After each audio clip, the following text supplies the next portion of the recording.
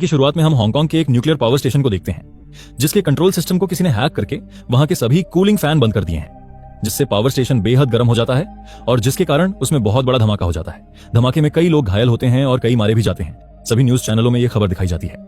इसके बाद हम पुलिस के साइबर सिक्योरिटी हेड एलेक्स को देखते हैं। एलेक्स उस विस्फोट के बारे में अपने सीनियर अधिकारियों के साथ मीटिंग कर रहा था। वहां पर वो कहता है कि इस पावर प्लांट के सिस्टम को किसी ने हैक किया है और हैकर ने रैत नाम के एक मालवेयर का इस्तेमाल किया है, जिसे दूर से कंट्रोल किया जा सकता है। ये मालवेयर इंटरनेट के जरिए किसी सिस्टम में नहीं डाला जा सकता, इसलिए जरूर किसी ने पावर प्लांट में घुसकर मालवेयर को मैन्युअली सिस्टम में डाला है। तो अब हमें उस इंसान को खोज निकालना होगा जिसने यह किया है। लेकिन चौंकाने वाली बात यह थी कि हैकरों ने ना तो किसी से कोई पैसा मांगा और ना ही किसी को मारने की धमकी दी। मतलब साफ था कि उनका इरादा कुछ और ही है। खैर, अब दूसरी तरफ अमेरिका के एक जेल में हम निक नाम के एक नौजवान को देखते हैं। निक के पास फोन मिलने के कारण जेल के अधिकारी उसे सेल से निकालकर पूछताछ कर रहे थे, क्योंकि वो एक हैकर है और उन्हें लगता है कि शायद वह उस पावर प्लांट हैकिंग से जुड़ा है। लेकिन निक के पास कुछ ना मिलने पर उसे फिर से सेल में डाल देते हैं। अब सीन शिफ्ट होता है और हम चीन के साइबर सिक्योरिटी ऑफिस को देखते हैं, जहां कैरोल और हेनरी नाम के दो ऑफिसर एलेक्स के बारे में बात कर रहे हैं। एलेक्स ने अमेरिका की सबसे बड़ी यूनिवर्सिटी MIT से कंप्यूटर साइंस में ग्रेजुएशन की है और उसकी बहन लियान ने भी MIT से नेटवर्क इंजीनियरिंग में ग्रेजुएशन की है। अब दूसरी ओर एलेक्स अपने घर में बैठकर हैकरों द्वारा चलाए जा रहे कोड को देख रहा था कि तभी उसे कुछ जाना पहचाना कोड दिखाई देता है और जिसे देख वह बिल्कुल चौंक जाता है। फिर बाद में वह अपनी बहन लियान से मिलता है और कहता है कि जब मैं MIT में पढ़ रहा था तब मैंने और मेरे एक दोस्त ने मिलकर कुछ हैकिंग कोड लिखे थे और ये हैकर उन्हीं कोडों का इस्तेमाल कर रहे हैं, इसलिए इस मामले की जांच करने के लिए मुझे तुम्हारी मदद चाहिए। इसी दौरान अगले दिन हैकरों ने एक स्टॉक एक्सचेंज पर साइबर अटैक किया।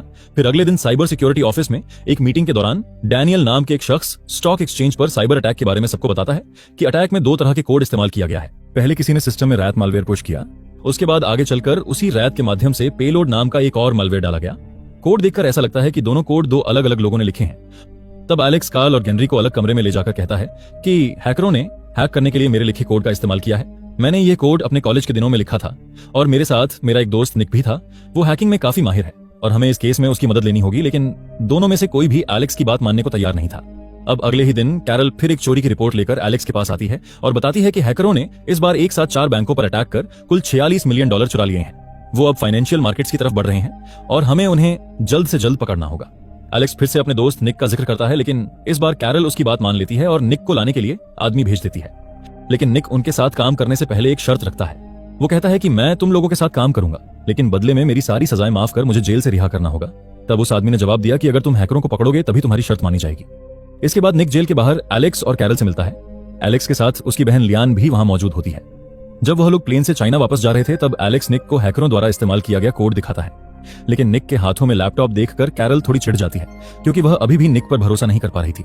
लेकिन एलेक्स और लियान के समझाने पर वह मान जाती हैं। इसके बाद निक उस स्टॉक एक्सचेंज के सर्वरों को देखने के बाद हैकरों के कोड को एनालाइज करता है। फिर वह बताता है कि किसी ने यहां आकर फिजिकली रैत मालवेयर डाला है और फिर उसी के जरिए सिस्टम में दूसरा वायरस डाला गया है। यह सुनकर कैरल वहां के स्टाफ से पूछती है कि क्या किसी ने हाल ही में कंपनी छोड़ी है। तब उन्हें पता चलता है अलोंजो नाम का एक आदमी हाल ही में कंपनी छोड़ी है और उसके पास सिस्टम का एक्सेस भी था। यह सुनकर निक समझ जाता है कि अलोंजो ने ही वहां वायरस डाला है। निक हेनरी से अलोंजो के बारे में और जानकारी निकालता है। निक सबको बताता है कि ये हैकर बाकी लोगों की तरह पैसे के लिए हैकिंग नहीं कर रहे हैं। उनका मकसद कुछ और है। हमें जितनी जल्दी हो सके अलोंजो से मिलकर उससे जानकारी निकालनी होगी। फिर निक एलेक्स और लियान को साथ लेकर अलोंजो के घर पर जाते हैं, लेकिन वहां पहुंचकर वह लोग देखते हैं कि अलोंजो की मौत हो चुकी है। उसके घर की तलाशी लेने पर उन्हें वहां पर कई हैकिंग टूल्स मिलती हैं। अलोंजो के कंप्यूटर की जांच करने पर निक देखता है कि वो किसी के साथ चैटिंग कर रहा था। अब निक अलोंजो की आईडी से उस शख्स को मैसेज भेजता है और एक रेस्टोरेंट में मिलने के लिए बुलाता है। दूसरी ओर कैरल और एलेक्स उस स्टॉक एक्सचेंज के एक बड़े अधिकारी गैरी से मिलते हैं। कैरल कहती है कि तुम्हारी एक्सचेंज में जो लोग ट्रेडिंग कर रहे हैं उनकी सारी डेटा हमें चाहिए, हम देखेंगे क्या इससे कोई सुराग मिल सकता है। लेकिन गैरी डेटा देने से इनकार कर देता है। तब कैरल उसके कुछ पुराने करतूत दुनिया के सामने लाने की बात कहती है। तब आखिरकार गैरी मजबूरन उन्हें डेटा देने को राजी हो जाता है। इस बीच निक और लियान उस रेस्टोरेंट पर बैठकर इंतजार कर रहे थे जहां उन्हें चैटिंग के दौरान मिलने के लिए बुलाया गया था। लियान निक से पूछती है कि तुम आखिर जेल में क्यों थे। निक बताता है कि बैंक के सिस्टम को हैक करके वह पैसे चुराया करता था, लेकिन एक दिन वो पकड़ा गया और उसे 13 साल की सजा सुनाई गई। बातों बातों में निक महसूस करता है कि वो दोनों काफी देर से वहां बैठे हैं, लेकिन अभी तक कोई उनसे मिलने नहीं आया। यह देखकर उसे शक होता है। वह रेस्टोरेंट के पीछे के केबिन में जाकर देखता है कि वहां एक मोशन सेंसिंग कैमरा मॉनिटर लगा है।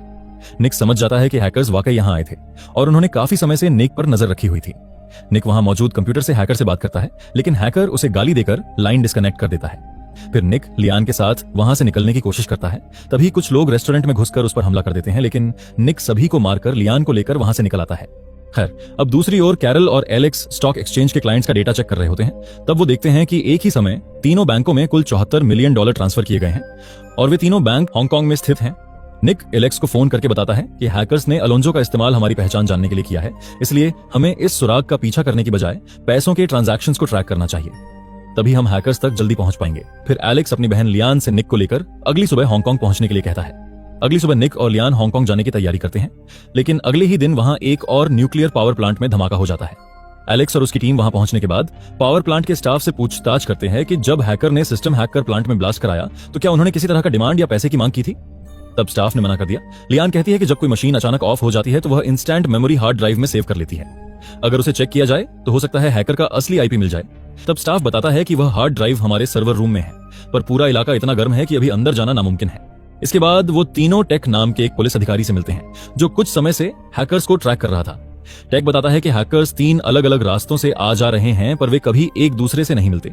निक उन तीनों रास्तों को एक साथ खोलने पर देखता है कि तीनों रास्ते एक जगह पर आकर मिलते हैं।